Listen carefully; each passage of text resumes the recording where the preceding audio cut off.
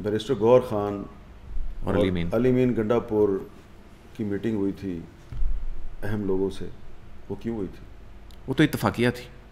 बिल्कुल भी इत्तफाकिया नहीं थी। मैं आपको चैलेंज करता हूँ, बैरिस्टर गौहर साहब को इस्लामाबाद से बाकायदा बुलाया गया और उनकी मीटिंग अलहदा होनी थी, लेकिन गलती से वो उस कमरे में चले गए जहाँ पे और भी बहुत से लोग बैठे थे। तो बस इतना ही। ओके, बैरिस्टर गौहर साहब जो हैं वो हुकूमत के साथ भी राब्ते में हैं और जिन लोगों के पास ताकत है उनके साथ भी राब्ते में, और ये कोई बुरी बात नहीं है। अगर वो राब्ते में है तो इसका मतलब है इमरान खान की मर्ज़ी से है ना राब्ते में, तो राब्ता तो है। और अली मीन गंडापुर भी उन्हीं की मर्जी से ही राब्ते में रहते हैं।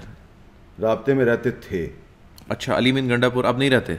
अब इमरान खान के मामले पे उनका चैप्टर क्लोज हो चुका है, इसलिए कि खान साहब जो हैं वो उनको जो शराइत बताई गई थी उन्होंने वो शराइत मानने से इनकार कर दिया। जो अली अमीन गंडापुर ने खान साहब को शराइत बताई, खान साहब ने वो मानने से जाहिर इनकार बात है, कर दिया। अली मीन गंडापुर इमरान खान का आदमी है ना, तो अगर वो इमरान खान साहब के पास आता है तो फिर वापस भी तो कहीं जाता है ना। तो आता है और जाता है, आता है और जाता है, तो वो तो एक डाकिया है, एक मैसेंजर है। मीर साहब, आपसे सुना है खान साहब ने जेल में मिलने की ख्वाहिश जाहिर की और ऐसे पैगामात आए आप तक कि उस लिस्ट में आपका नाम डलवाया गया कि आप अडियाला जेल में खान साहब को मिलने जाएं, लेकिन वो मुलाकात क्यों नहीं हो सकी? देखिए, जब मैंने इस्लामाबाद हाई कोर्ट में पिटीशन दायर की थी ना कि अरशद शरीफ शहीद के कत्ल की इंक्वायरी के लिए एक अदालती कमीशन बनाया जाए, तो उसकी 2-3 जब हेयरिंग्स हो गई तो मुझे मैसेजेस मिलने शुरू हुए खान साहब के कि मुझे इस बारे में काफ़ी पता है, तो तुम किसी तरीके से मुझे आके मिलो, मैं आपको कुछ बताना चाहता हूँ। तो मैंने कोशिश की, लेकिन कोशिश कामयाब नहीं हुई। फिर मैंने ये महसूस किया कि जो लोग मुझे मैसेज दे रहे हैं वो लोग ही ठीक नहीं हैं। ओके। 1-2 नहीं, काफ़ी सारे। एंड स्लोली एंड ग्रेजुअली मैंने जब फॉलो किया तो आई रियलाइज्ड यार इमरान खान की तो आधे से ज़्यादा पार्टी कंप्रोमाइज्ड है, तो इनमें से तो कोई भी इस काबिल नहीं है कि आप इनके साथ दिल की बात करें। तो पता नहीं ये मुझे मैसेज दे के और फिर मेरे से सुन के किधर किधर जाकर बताते होंगे। तो मैं चुप हो गया। लेकिन फिर जब अरशद शरीफ केस जो है जस्टिस आमिर फ़ारूक की अदालत में था, तो जिस दिन उसमें एक लंबी हेयरिंग हुई और जज साहब ने इस्लामाबाद पुलिस जो है उससे भी बहुत सी चीज़ें मांग ली, सेक्रेटरी इंटीरियर को भी बुला लिया और भी बहुत से हुकूमती अफसरान को बुलाया। तो मेरे पास एक वकील साहब आए, खान साहब के वकील थे, सियासतदान नहीं सिर्फ वकील। उन्होंने कहा जी कि खान साहब आपको अरशद शरीफ केस में मिलना चाहते हैं। तो मैंने कहा यार मैं तो मिलना, मुझे तो कोई इतराज़ नहीं है, तो मैं किस तरह मिलूँ? उन्होंने कहा अगर वो आपका नाम डाल दें लिस्ट में तो आप आ जाएंगे मिलने के लिए। मैंने कहा ये तुम पूछ क्यों रहे हो, डाल दो। उसने कहा नहीं, वो ये ना हो कि हम आपका नाम डालें और आप आएँ ना। मैंने कहा नहीं, आप डालें, मैं आऊँगा। लो जी, वो उन्होंने मुझे कहा। अगले दिन उनका रात 11 बजे मुझे फ़ोन आया। उन्होंने कहा जी हमने आपका नाम डाल दिया, आपका नाम अप्रूव हो गया और कल आप सुबह 8 बजे अडियाला आ जाए। मैंने कहा ठीक है। तो मैंने कहा मैं सुबह अडियाला आके ना आपको कॉल करूँगा। उन्होंने कहा ठीक है। मैंने वहाँ जाके अडियाला पहुँच गया, मैंने उनको कॉलें करनी शुरू कर दी। वो फ़ोन ही नहीं उठा रहे, वकील साहब फ़ोन ही ना उठाएं। तो फिर मैंने जो 9 साढ़े 9 हो गए और भी काफ़ी सारे लीडर आ गए पीटीआई के। मैंने उनसे वो वकील साहब का पता पूछा। उन्होंने कहा आपको नहीं पता? मैंने कहा क्या हुआ? वो सुबह 3-4 बजे उनको उठा लिया उन्होंने। वो बेचारे उठाए गए, हम वापस आ गए। तो इस तरह हमारी मुलाकात नहीं हुई। अच्छा, आपने भुट्टो साहब पे किताब लिखी, खान साहब पे भी कोई किताब आप लिखेंगे कभी?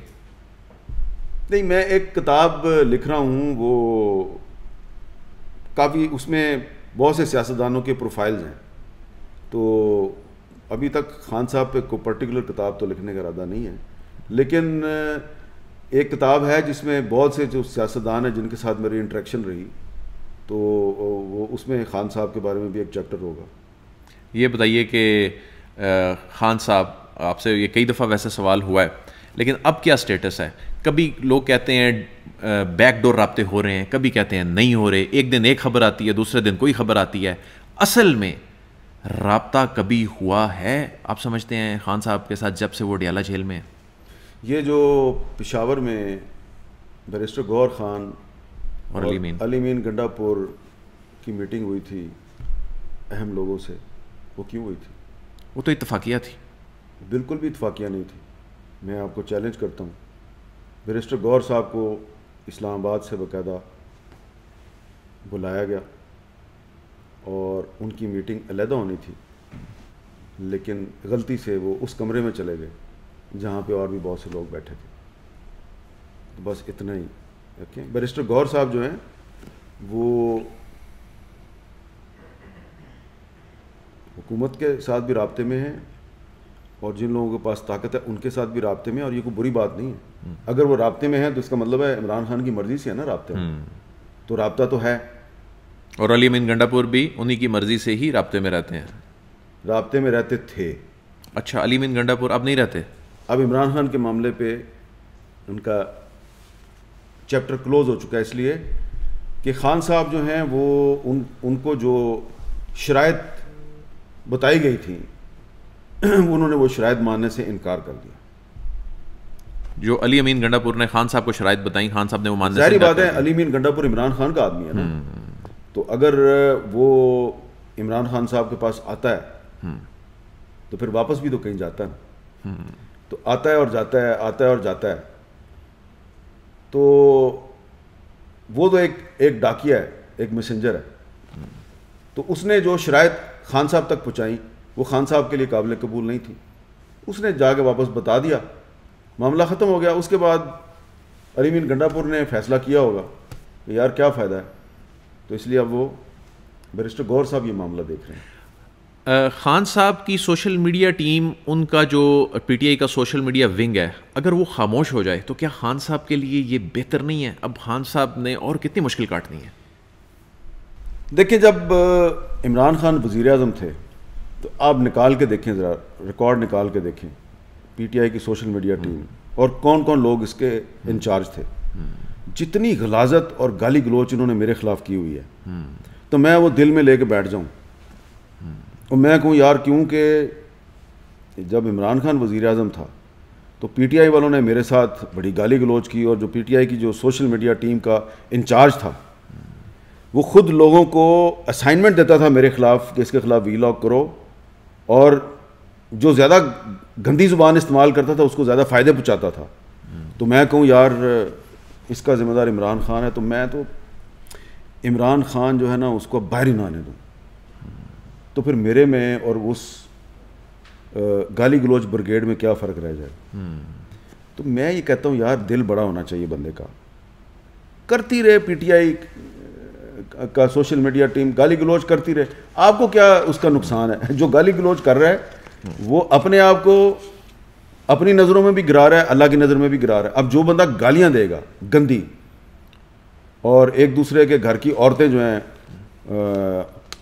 उनका मजाक उड़ाएगा, उनकी तज़हीक करेगा, तो वो आपका तो नुकसान ही नहीं कर रहा, वो तो नुकसान ही अपना कर रहा है। तो दूसरी बात यह है कि समटाइम्स आपको ये भी पता चलता है कि कुछ लोग अगर अमेरिका में या बरतानिया में या मिडल ईस्टर्न कंट्रीज़ में बैठ के आपके साथ या किसी और के साथ गाली गलोच कर रहे हैं, तो ज़रूरी तो नहीं है कि वो पीटीआई के लोग हैं।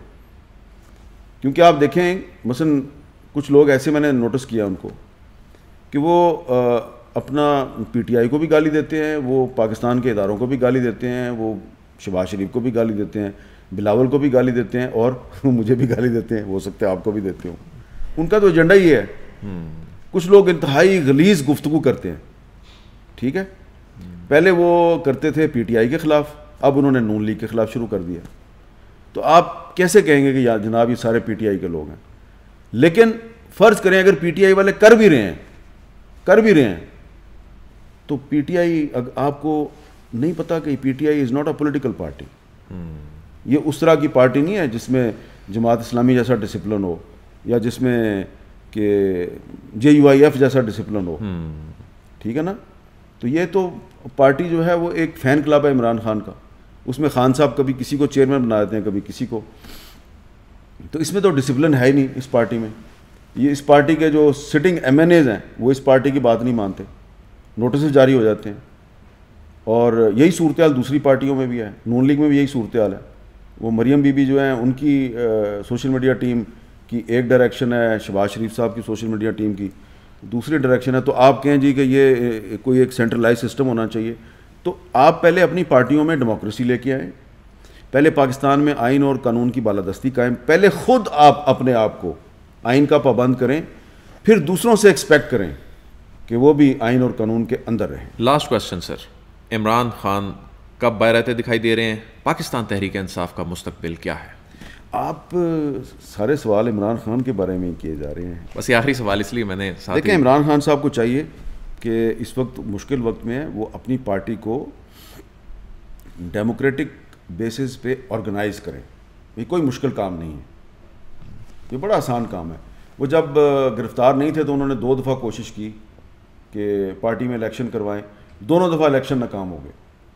और दोनों दफ़ा इलेक्शन में जिन लोगों का इमरान खान ने साथ दिया, इमरान खान ने जिन लोगों का साथ दिया, वो लोग आज इमरान खान के साथ नहीं हैं। नाम लेने की ज़रूरत नहीं है, अमीर अमीर लोग थे, बड़े बड़े सरमायादार, उनको कहा जाता था ये ATM मशीन है इमरान खान की। बिल्कुल ऐसी है, ठीक है ना। तो उन्होंने इलेक्शन को मैनिपुलेट किया, जो पुराने वर्कर थे उनको इलेक्शन हरवा दिया। वो वर्कर उस वक्त भी मार खा रहे थे, आज भी खा रहे हैं, और वही वर्कर आज भी मार खा रहे हैं। तो इसलिए इमरान खान साहब को सबक सीखना चाहिए अपनी गलतियों से। पार्टी को पार्टी बनाएं, ये फ़ैन क्लब के तौर पे अगर आप चलाएंगे तो इस तरह पार्टी नहीं चले। ये नहीं होना चाहिए कि कोई इमरान खान का ऑफिस बेरर जो है, यानी कि इमरान खान ने जिस बंदे को पार्टी का सेक्रेटरी जनरल लगाया है, तो उसको इमरान खान की फैमिली का कोई बंदा उसकी बेइज्जती कर दे। इस तरह पार्टी चलती है, इस तरह पार्टी नहीं चलती। हाँ, ये बात बिल्कुल सही है कि इमरान खान साहब ने कुछ असूलों पे अभी तक समझौता नहीं किया। मैंने कई दफ़ा कहा कि वो चाहते तो बाहर आ सकते थे, अभी तक वो बाहर नहीं आए। जब वो समझौता कर लेंगे वो बाहर आ सकते हैं, इसलिए वो बाहर नहीं आ रहे। वो चाहते हैं कि मैं नवाज शरीफ ना बनूं, ठीक है ना। तो आप ठीक है नवाज शरीफ ना बने, लेकिन जिस तरह नवाज शरीफ ने पार्टी को सही तरीके से ऑर्गेनाइज नहीं किया, तो आपको भी मैं इस वक्त तक उसी सफ़ में खड़ा करता हूँ।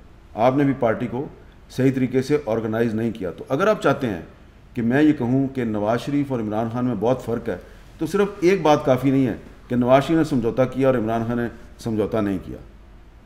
एक बात नहीं होनी चाहिए, दूसरी भी होनी चाहिए कि नवाज शरीफ ने पार्टी को डेमोक्रेटिक बुनियादों पे ऑर्गेनाइज नहीं किया, लेकिन इमरान खान ने जेल में बैठ के भी पार्टी को डेमोक्रेटिक बुनियादों पे ऑर्गेनाइज कर लिया है। एक इमरान खान अपनी पार्टी को डेमोक्रेटिक बुनियादों पे ऑर्गेनाइज कर ले, बाकी पार्टियां मजबूर हो जाएंगी। और जब तमाम पार्टियां डेमोक्रेटिक बुनियादों पे ऑर्गेनाइज हो जाएगी, उनमें जेन्युइन इलेक्शन होगा, पार्टी के अंदर जेन्युइन इलेक्शन होगा, तो पाकिस्तान में जमहूरियत मजबूत हो जाएगी। इस वक्त जितनी भी पार्टियां ना, बड़ी बड़ी पार्टियां, इनमें जो जमहूरियत है ये फ्रॉड है। बहुत बहुत शुक्रिया अमीर साहब, आपने हमें वक्त दिया। नाजरीन, बहुत ही दिलचस्प गुफ्तगू थी, अभी मज़ीद सुनने का दिल कर रहा था। ज़ाहिर है अमीर साहब की मसरूफियत भी है, जिसकी वजह से हमें ये प्रोग्राम अभी इख्तिताम की जानिब लेके जाना है। अदील वड़ाइच को दुनिया पॉडकास्ट से इजाज़त दीजिए, आपसे फिर मुलाकात होगी। अल्लाह हाफ़िज़।